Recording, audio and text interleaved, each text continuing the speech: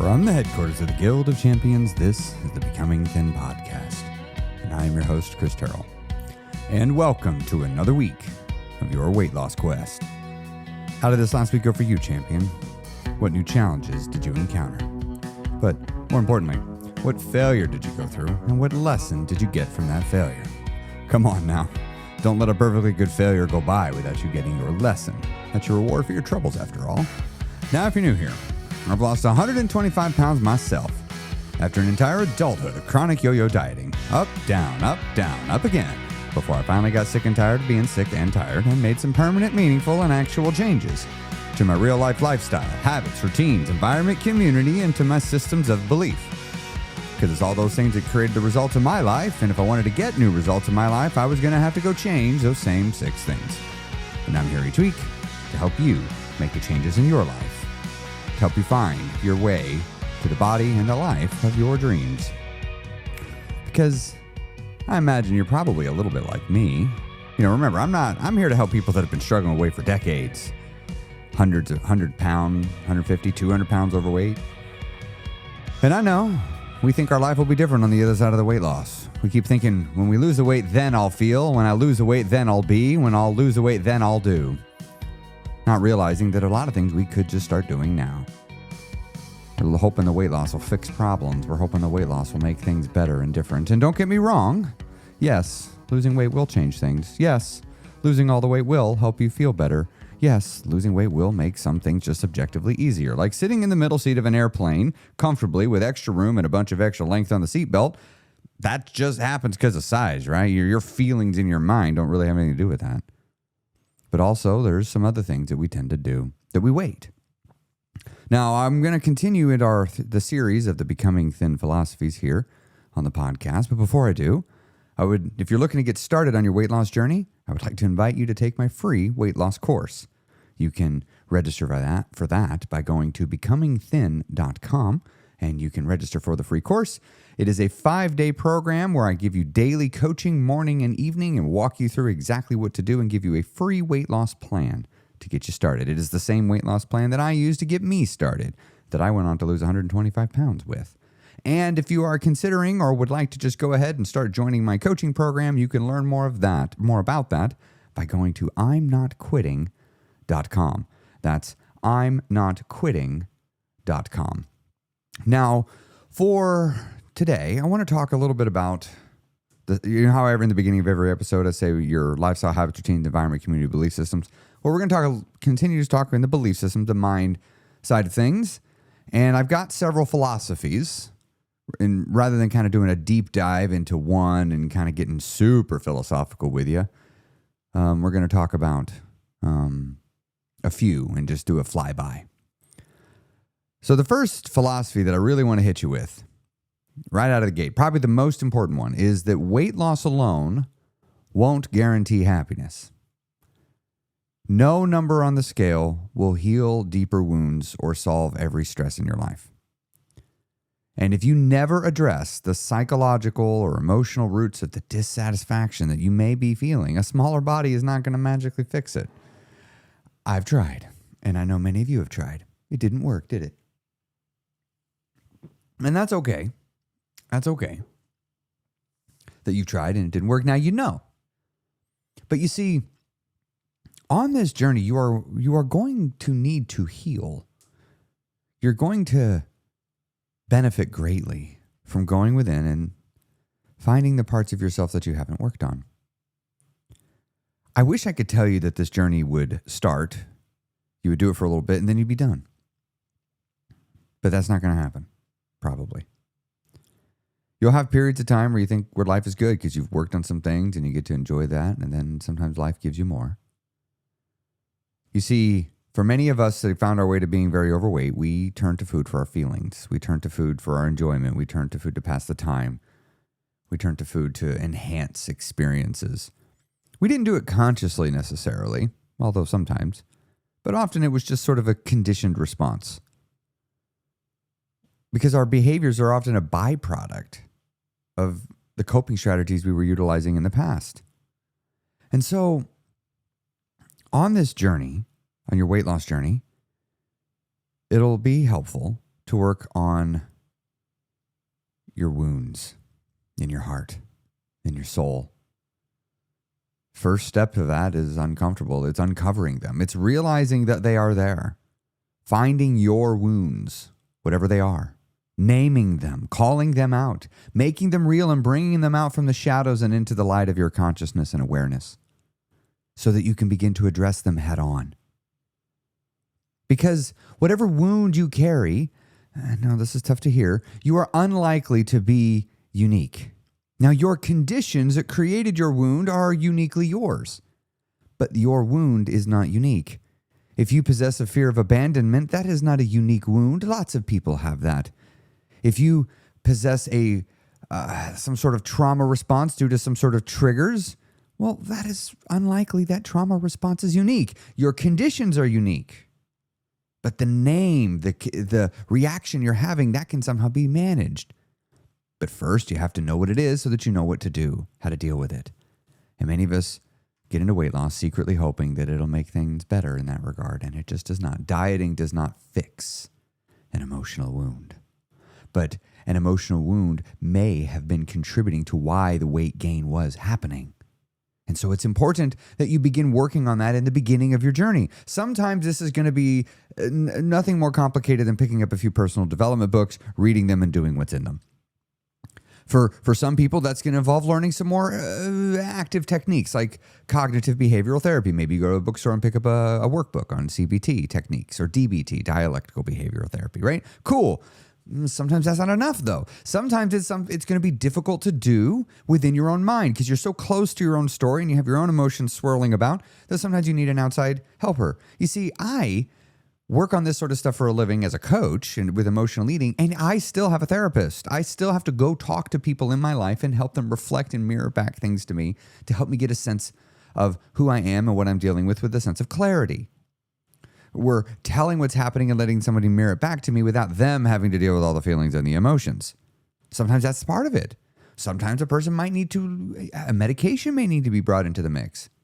You begin to slowly escalate your way, starting at the bottom with just the personal development books. And if that doesn't work, you level your way up to some more active therapy type books. And then if that doesn't work, you level your way up to actual therapy. And if that doesn't work, you level your way up to, getting worse medication, right? You just begin to level your way up the process of getting the support you need. But you don't wait to lose all the weight to do this. You need to do this in the beginning, along the way. This is one of the philosophies that I abide by with Becoming Thin, which is to heal in the beginning. Another philosophy, similar but different, is don't wait to feel enough. I once was waiting to lose all the weight so that I could begin to feel like I was enough, to feel like my life mattered, to feel like life was good. But the truth is, you don't need permission from a number on a scale to see and accept your own self-worth. The truth is, self-respect can begin to occur right now. Right now. It could happen. I remember thinking something that really helped me is I can see people that are bigger than me, fatter than me, and worse shaped than me, and they love themselves and they feel like they're enough. Well, what am I waiting for? Why do I have to be thinner before I can do that? The truth is, I didn't. And it's scary to choose to believe it. It's real scary. But remember what I was just saying before about your wounds. Sometimes your wounds are preventing you from believing it, which is why it's so important to begin working on your wounds. And it's also something helpful. Another philosophy for becoming thin that I think is very, very important is that you can love yourself and still want to change. When you accept yourself, when you look in the mirror and say, self, you are enough and I love you and you are great, that does not mean you're going to stay stuck. That does not mean you're going to stay stagnant. It just means you honor and accept who you are while you improve. Saying, I love all versions of you, self. We're going to grow either way, so we might as well grow with some intention. We're going to change either way, so we might as well change with a direction. We're going to change no matter what. So we might as well do something that helps us change in a direction where we turn around and look backwards and go, yeah, that journey was fun. I'm glad I did that. You're going to live life anyway. You're going to live life anyway. Now, there's another thing, though, on this journey. Fear shows you where you need to grow. I once thought fear was something to be conquered and gotten rid of. And sometimes I still find myself going back to that belief, wishing it were true, going, no, I don't want to feel this fear. I don't want to feel this worry. I don't want to feel this doubt. I don't want to feel this anxiety. I don't want to feel this. And every part of me still sometimes finds myself wanting to run away from it, wanting to run away from the thing that worries me so that I don't have to feel this uncomfortable feeling. But the truth is, sometimes, in fact, many times, the answer is you lean in. The answer is that the fear is showing me where I need to grow, where I need to learn about myself. My fear is marking the boundary between my comfort zone and the growth zone, where my transformation is going to occur. That's what fear is teaching me. That's what fear is teaching me.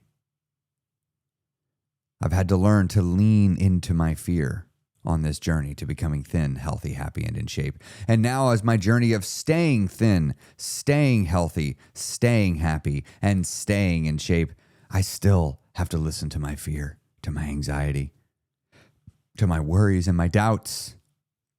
Life continues to show up. I lost all the weight. I became healthy. I became in shape, and I even found my happiness along the way. And you know what happens? Life still shows up and gives me hard times. It gives me good times. It gives me in-between times.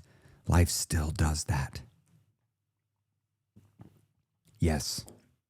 Yes, it does.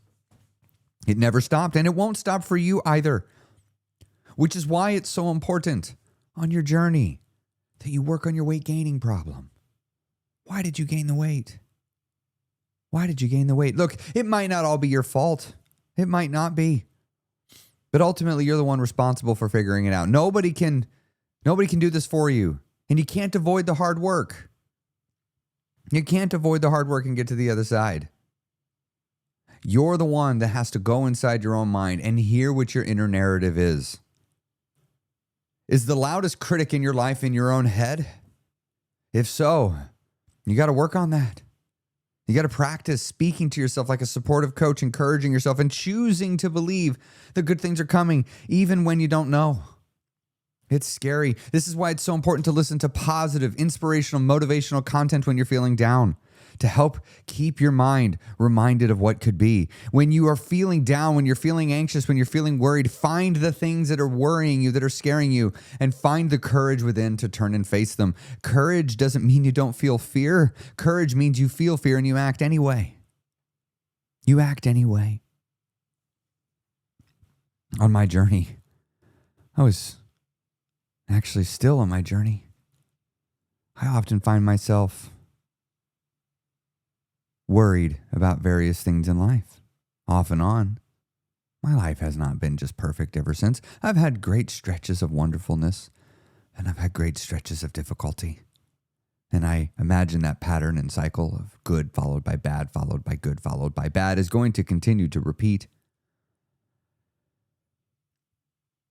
But I am learning that turning to food doesn't make it better. Taking care of my body does help, but it doesn't always make the bad times go away. But at best, it makes sure I don't create a new problem that I'm going to have to deal with later. That's why it's so important to not just lose the weight, but to heal, to change your coping strategies, to alter how you approach the difficult times in life so that you don't leave yourself with a brand new problem on the other side of a difficult time, because every difficult time of life will eventually end somehow. And I don't want you to lift your head up at the conclusion of that difficult time and look at yourself in the mirror and go, shit, I created a new problem. I'm 25 pounds heavier. And if you do happen to do this, don't beat yourself up in your mind. Don't kick the crap out of yourself in your head. It's so easy and so tempting to be very critical of yourself with the benefit of hindsight. To be able to look backwards at the results of your decision, you go, see self, you're dumb, you're lazy, you didn't care, you're no good. But that's being the critic in your head again. It's fine to take accountability. It's fine to take responsibility. It's fine to go, self, we did this. All right, we got to fix this now. We're not out of the storm yet. But I don't want you to be in that place. I don't want you to find yourself continually yo-yo dieting up and down and up and down. Every time something difficult in life shows up, you gain 20 pounds, and then you got to take the good time of life and you have to go into a weight loss journey. I don't want you to do that. I want you to, when you come out of the down times, to be like, yeah, I don't have any more problems that followed me. That's what I want for you. I want it for you so bad.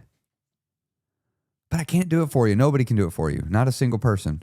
I can help you, but nobody can do it for you. No one.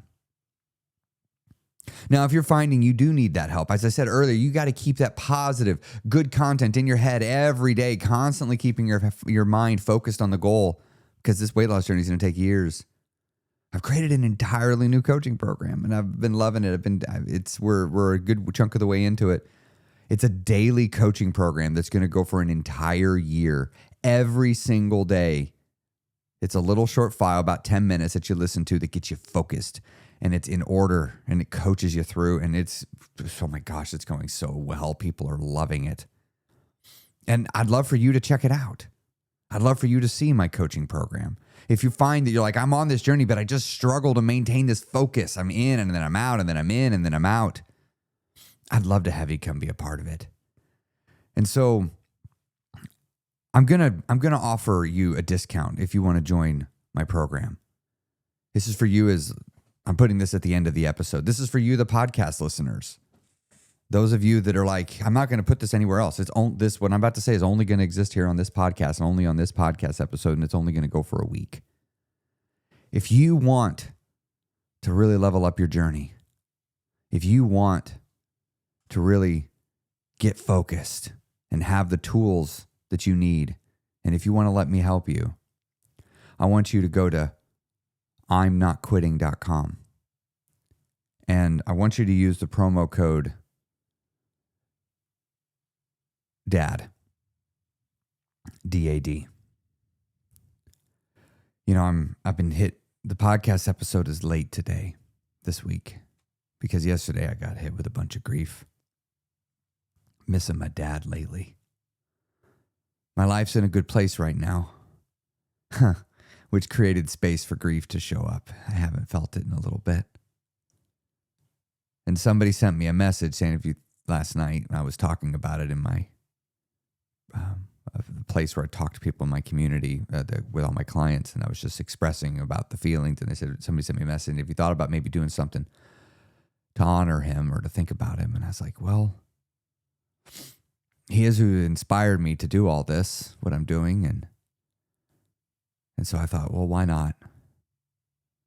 So this is a totally last minute thing. This is totally unplanned. I literally just decided this morning to do this.